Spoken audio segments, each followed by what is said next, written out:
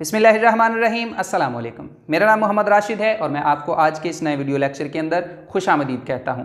आज हम जिस टॉपिक के ऊपर बात करेंगे वो केमिस्ट्री का 9th क्लास की केमिस्ट्री का एक टॉपिक है और उसका नाम है आयोनिक बॉन्ड। आयोनिक बॉन्ड का एक और नाम भी है, इसको इलेक्ट्रोवेलेंट बॉन्ड कहते हैं। इसको इलेक्ट्रोवेलेंट बॉन्ड क्यों कहते हैं ये भी मैं बाद में डिस्कस करूंगा। साथ ही साथ मैं आपको ये भी बताऊंगा कि केमिकल बॉन्ड किसे कहते हैं, क्योंकि आयोनिक बॉन्ड को अगर हम डिस्कस कर रहे हैं तो ये केमिकल बॉन्ड की टाइप है। मैं आपको केमिकल बॉन्ड की डेफिनेशन को भी एक्सप्लेन करने की कोशिश करूंगा।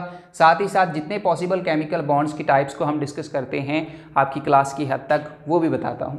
तो चलते हैं केमिकल बॉन्ड की डेफिनेशन की तरफ। कहता है कि force of attraction between the atoms which hold them together in the form of a molecule or a compound। कहता है ये फोर्स ऑफ अट्रैक्शन होती है। केमिकल बॉन्ड क्या होता है? एक फोर्स ऑफ अट्रैक्शन होती है जो किसी मॉलिक्यूल या कंपाउंड के अंदर उसके एटम्स को आपस में जोड़ के रखती है, वो कहलाती है, वो फोर्स कहलाती है केमिकल बॉन्ड। ये केमिकल बॉन्ड बनता कैसे है? मुख्तलिफ एटम्स डिफरेंट एलिमेंट्स के वो एक दूसरे के करीब आते हैं।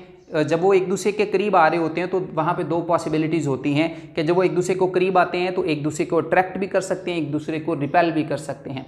अट्रैक्शन उनके दरमियान जो होती है वो एक एटम के इलेक्ट्रॉन और दूसरे एटम के न्यूक्लियस की वजह से होती है, और जो उनके दरमियान रिपल्शन होती है, जो उनको धकेलती है, दूर करती है फोर्स, वो उनके न्यूक्लियस की वजह से भी हो सकती है या उनके इलेक्ट्रॉन्स की वजह से भी हो सकती है। यानी कि सेम चार्जेस एक दूसरे को रिपेल करेंगे, ऑपोजिट चार्जेस एक दूसरे को अट्रैक्ट करेंगे।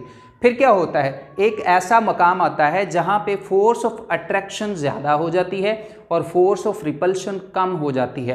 एटम्स वहाँ पे अपने आप को एक दूसरे के साथ जोड़ लेते हैं और तब हम कहते हैं कि इन दो एटम्स के दरमियान अब एक केमिकल बॉन्ड बन गया है। नीचे एक कंपाउंड की मैंने कंपाउंड के एक मॉलिक्यूल की मिसाल दी है, वाटर की। ये देखो, ये हाइड्रोजन का एक एटम है और ये दूसरा एटम है हाइड्रोजन का। दोनों ऑक्सीजन के करीब आते हैं और करीब आके इसके साथ बॉन्ड बना लेते हैं। और यहाँ पे ये जो आपको नज़र आ रहा है, ये जो आपको नज़र आ रहा है, ये दोनों केमिकल बॉन्ड है। टाइप्स कौन कौन सी हैं केमिकल बॉन्ड्स की? हम आयनिक बॉन्ड को डिस्कस करते हैं, दूसरी हम कोवलेंट बॉन्ड, तीसरा कोऑर्डिनेट कोवलेंट बॉन्ड है, और चौथी टाइप हम मेटालिक बॉन्ड भी डिस्कस करते हैं। यहाँ आपको डिटेल के साथ बताया जाएगा आयोनिक बॉन्ड के बारे में। आयनिक बॉन्ड की डेफिनेशन ये है कि a bond form by complete transfer of electron from electropositive atom to the electronegative atom. दो तरह के, दो टाइप्स के हमारे पास एटम होते हैं इस बॉन्ड में, आयनिक बॉन्ड में। एक इलेक्ट्रोपॉजिटिव होता है, दूसरा इलेक्ट्रोनेगेटिव होता है। इलेक्ट्रोपॉजिटिव का मतलब ऐसा एटम, ऐसे एलिमेंट का एटम जिसके पास इलेक्ट्रॉन को लूज करने की टेंडेंसी हो और वो पॉजिटिव आयंस बनाता हो, कैटाइंस बनाता हो, वो इलेक्ट्रोपॉजिटिव एटम होता है। दूसरा इलेक्ट्रोनेगेटिव एटम, यहाँ पे टर्म इस्तेमाल हुई है। इलेक्ट्रोनेगेटिव एटम ऐसे एटम्स होते हैं जिनके पास ये टेंडेंसी, ये सलाहियत मौजूद होती है कि वो दूसरे से इलेक्ट्रॉन को हासिल कर लेते हैं, दूसरे से इलेक्ट्रॉन को ले लेते हैं। जब वो इलेक्ट्रॉन ले लेते हैं तो उनके ऊपर नेगेटिव चार्ज आ जाता है। यहाँ पे बॉन्ड फिर कैसे बनता है? बॉन्ड की डेफिनेशन ये है कि bond form by the complete transfer of the electron. Electropositive atom से इलेक्ट्रोनेगेटिव एटम में जो इलेक्ट्रॉन होता है वो ट्रांसफर हो जाता है, यूं उन दोनों के दरमियान बॉन्ड बन जाता है। कैसे बन जाता है आइए देखते हैं। दो मिसालें यहाँ पे मैंने रखी हैं, एक सोडियम क्लोराइड की है और नीचे मैंने कैल्शियम क्लोराइड की एक मिसाल रखी है। सोडियम क्लोराइड की अगर हम इलेक्ट्रॉनिक कन्फिग्रेशन देखें, इसका एटॉमिक नंबर 11 होता है। ये बात आपको पता है कि किसी भी एलिमेंट के एटम का जितना एटॉमिक नंबर होता है उतने ही उसके शेल्स के अंदर इलेक्ट्रॉन्स होते हैं। ये बात आपको पता होनी चाहिए। अगर नहीं पता तो ज़हन में रखने कि एक आपके पास न्यूट्रल एटम है, न्यूट्रल साथ शर्त है कि उसके ऊपर पॉजिटिव या नेगेटिव चार्ज नहीं होना चाहिए। न्यूट्रल एटम है आपके पास, उसके ऊपर कोई चार्ज नहीं है, तो जितना उसका एटॉमिक नंबर होगा उतने उसके शेल्स के अंदर, जितने भी शेल हैं, इनर शेल पहला, दूसरा, तीसरा, उतने ही उसके मौजूद होंगे। ये सोडियम है, इसका तो इसके पास 11 इलेक्ट्रॉन्स होंगे। ये क्लोरीन का एटम है, इसका एटॉमिक नंबर 17 है, तो इसके पास टोटल नंबर ऑफ इलेक्ट्रॉन्स 17 होंगे। ये तो बताता है हमें इसका, किसी भी एलिमेंट के एटम का एटॉमिक नंबर ये हमें बताता है। तो सोडियम के पहले शेल के अंदर 2 इलेक्ट्रॉन है, दूसरे शेल के अंदर 8 इलेक्ट्रॉन है और तीसरे शेल के अंदर 1 इलेक्ट्रॉन है। इसी तरह क्लोरीन के पहले शेल के अंदर 2 इलेक्ट्रॉन है, दूसरे शेल के अंदर 8 हैं और तीसरे शेल के अंदर 7 इलेक्ट्रॉन्स हैं। दूसरी एग्जाम्पल की बात करूं तो उसमें कैल्शियम और क्लोरीन है। कैल्शियम क्लोराइड की एग्जाम्पल है। कैल्शियम की कॉन्फ़िगरेशन कुछ यूं है कि पहले शेल के अंदर 2 इलेक्ट्रॉन हैं, दूसरे के अंदर 8 इलेक्ट्रॉन्स हैं और तीसरे के अंदर 10 इलेक्ट्रॉन हैं। अब इसके अंदर 8 और 2 को अलग अलग करके रखा क्योंकि हमें वैलेंस शेल के अंदर 8 इलेक्ट्रॉन्स चाहिए, उसका ऑक्टेट कंप्लीट करना है। तो इसमें 8 से ज़्यादा होते हैं, ये चूँकि तीसरा शेल है और तीसरे शेल के अंदर 18 इलेक्ट्रॉन्स अकोमोडेट किए जा सकते हैं।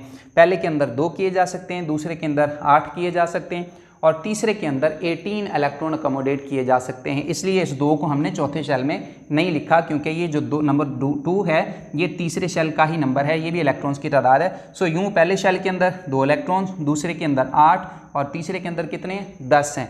2 अलग इसलिए करके रखे क्योंकि हमने इस 2 को इसमें से निकाल देना है और पीछे 8 रह जाने और इसका ऑक्टेट मुकम्मल हो जाना है, इसलिए मैंने अलग से करके लिखे हैं आपको समझाने के लिए।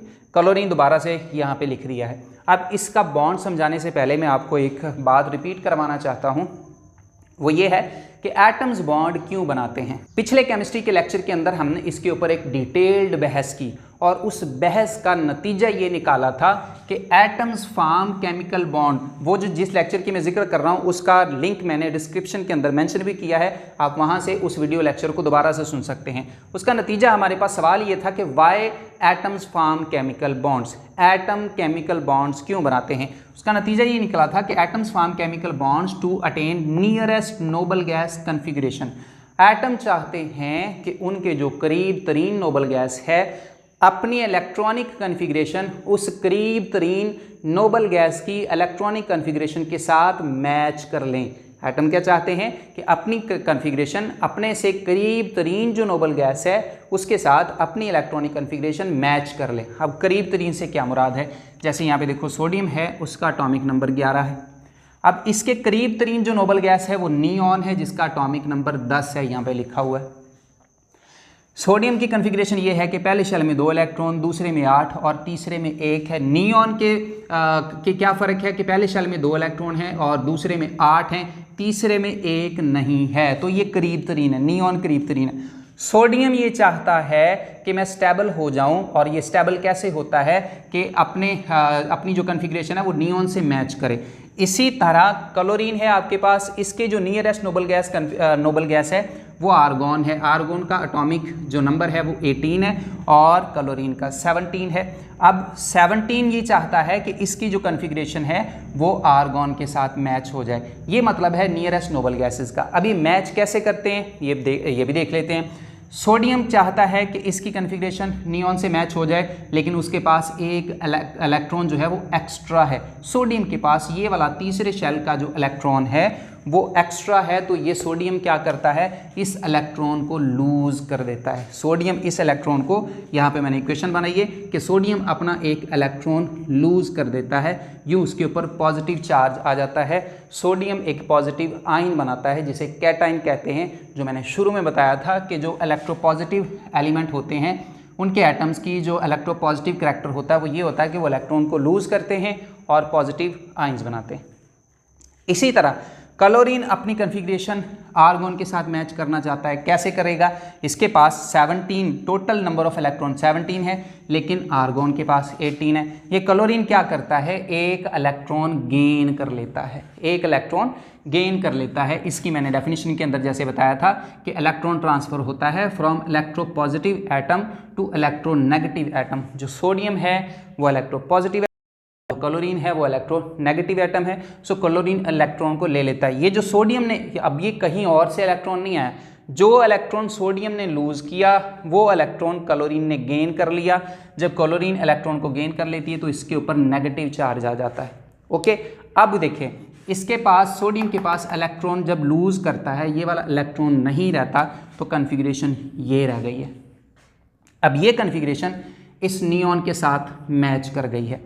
इसी तरह जब ये क्लोरीन है आपके पास, इसके पास यहाँ पे 7 इलेक्ट्रॉन है, जब ये एक और इलेक्ट्रॉन ले लेता है तो इसके पास यहाँ पे भी 8 हो जाते हैं। सो इसकी कन्फिगरेशन जो है वो आर्गॉन से मैच कर जाती है। जब इनकी कन्फिगरेशन नियरेस्ट नोबल गैस के साथ मैच कर जाती है तो इनके दरमियान बॉन्ड बन जाता है। अब अगली मिसाल देखते हैं कैल्शियम क्लोराइड की। अभी यहाँ पे ख़त्म नहीं हुआ, मैंने इसको दोबारा से एक्सप्लेन भी करना है, लेकिन मैं सिर्फ आपको एक मरतबा जो है वो एग्जांपल्स बता दूँ, फिर उसके बाद मज़ीद इसके अंदर जो सवालात पैदा होने आपके जहन में आ रहे हैं वो मुझे पता है, मैं उसका जवाब देता हूँ। आपके पास कैल्शियम है, उसकी कन्फिग्रेशन ये है कि उसके पहले शेल के अंदर 2 इलेक्ट्रॉन हैं, दूसरे में 8 हैं और तीसरे में 10 हैं। क्लोरीन उसी तरह दोबारा रिपीट हो रहा है। ये कैल्शियम जो है ये भी चाहता है कि इसकी कन्फिग्रेशन नियरेस्ट नोबल गैस के साथ मैच कर जाए, और इसके जो नियरेस्ट नोबल गैस है वो यही है, आर्गॉन है। इसी तरह क्लोरीन भी यही चाहती है और इसकी भी नियरेस्ट नोबल गैस जो है वो आर्गॉन है। तो ये कैल्शियम चाहता है इसकी कन्फिग्रेशन भी आर्गॉन से मैच हो जाए, क्लोरीन भी चाहती है इसकी कन्फिग्रेशन भी आर्गॉन से मैच हो जाए। इसके लिए इनको करना क्या पड़ेगा? कैल्शियम को ये करना पड़ेगा कि कैल्शियम अपने 2 इलेक्ट्रॉन लूज करेगा। 2 इलेक्ट्रॉन ये वाले जब लूज कर देगा, ये 2 इलेक्ट्रॉन इसके पास नहीं होंगे, तो पीछे देखो ये वाली कन्फिग्रेशन इस कन्फिग्रेशन के साथ मैच हो जाती है। इसी तरह जो क्लोरीन है, आपके पास कैल्शियम 2 इलेक्ट्रॉन लूज कर रहा है, तो फिर क्लोरीन के पास जो इलेक्ट्रॉन लेने की टेंडेंसी होती है वो 1 इलेक्ट्रॉन लेने की टेंडेंसी होती है। अपना वैलेंस शेल मुकम्मल करना है, 1 इलेक्ट्रॉन लेता है। तो यहाँ पे जो लूज हो रहे हैं वो 2 इलेक्ट्रॉन हो रहे हैं, तो वो दोनों इलेक्ट्रॉन एक क्लोरीन का एटम नहीं लेगा। एक क्लोरीन का एटम, याद रखिएगा कि ये जो 2 इलेक्ट्रॉन लूज हुए, ये दोनों इलेक्ट्रॉन एक क्लोरीन के एटम के पास नहीं जाएंगे, बल्कि 2 अलग अलग क्लोरीन के एटम्स के पास जाएंगे। सो इससे क्या होगा कि एक कैल्शियम के साथ फिर 2 क्लोरीन के एटम्स जुड़ जाएंगे, बॉन्ड बन जाएंगे, उसका बॉन्ड बन जाएगा। सो क्लोरीन का यहाँ पे मॉलिक्यूल मैंने लिखा है जिसमें 2 एटम हैं, ये दोनों 2 इलेक्ट्रॉन्स गेन करते हैं, 2 क्लोराइड के आयंस बन जाते हैं और इनके दरमियान बॉन्ड बन जाता है। अब आते हैं उस सवाल की तरफ जो आपके जहन में आया है कि यहाँ पे क्या हो रहा है कि सोडियम इलेक्ट्रॉन लूज कर रहा है और क्लोरीन इलेक्ट्रॉन गेन कर रहा है, इनके दरमियान बॉन्ड कैसे बना? बॉन्ड कहाँ पे बना? ये तो इलेक्ट्रॉन लूज हो रहे हैं, ये इलेक्ट्रॉन गेन हो रहे हैं, ये पॉजिटिव आयन बन रहा है, ये नेगेटिव आयन बन रहा है, तो इनके दरमियान बॉन्ड ऐसे बना। एक चीज़ आपको पता है कि positive always attract the negative charge. Positive charge हमेशा नेगेटिव चार्ज को अट्रैक्ट करता है, या इसका उल्ट कर लें कि नेगेटिव चार्ज हमेशा पॉजिटिव चार्ज को अट्रैक्ट करता है। अब सोडियम आपके पास पॉजिटिव आयन बना, क्लोरीन आपके पास नेगेटिव आयन बना, और ये दोनों एक दूसरे के करीब करीब हैं।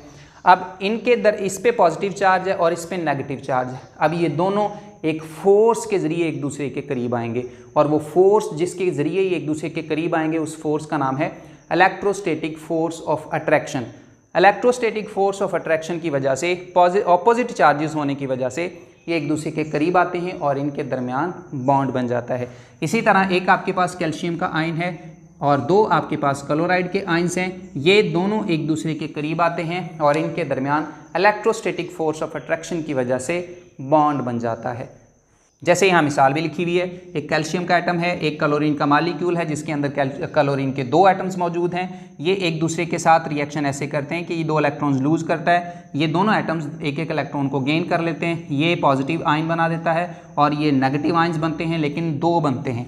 अब इन्होंने क्या करना होता है? अपने चार्जेस को सेटिस्फाई करना होता है। इसके ऊपर 2 चार्ज है तो इसके साथ एक एक नेगेटिव चार्ज वाले 2 एटम्स जुड़ जाएंगे और ये कैल्शियम क्लोराइड बन जाएगा, CaCl2। इसी तरह सोडियम जो है वो NaCl बन गया था, उसमें एक ही पॉजिटिव आयन था और एक ही नेगेटिव आयन था। अब चलते हैं उस सवाल की तरफ कि इसको इलेक्ट्रोवेलेंट बॉन्ड क्यों कहते हैं। इसका जवाब मैं दे चुका हूँ कि जब ऐसा बॉन्ड जो 2 चार्जेस के दरमियान बने, 2 चार्जेस के दरमियान बने by the electrostatic force of attraction, electrostatic force of attraction की वजह से ये बॉन्ड बन रहा है। पॉजिटिव चार्ज का आयन नेगेटिव चार्ज के आयन को अट्रैक्ट करता है, उनमें बॉन्ड बन जाता है, इसीलिए आयोनिक बॉन्ड को इलेक्ट्रोवेलेंट बॉन्ड भी कहते हैं।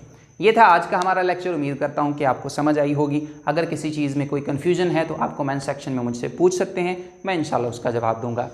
आज तक के लिए इतना ही, मिलते हैं किसी नई वीडियो में किसी नए टॉपिक के साथ। तब तक के लिए मुझे इजाज़त दें। अल्लाह हाफिज़।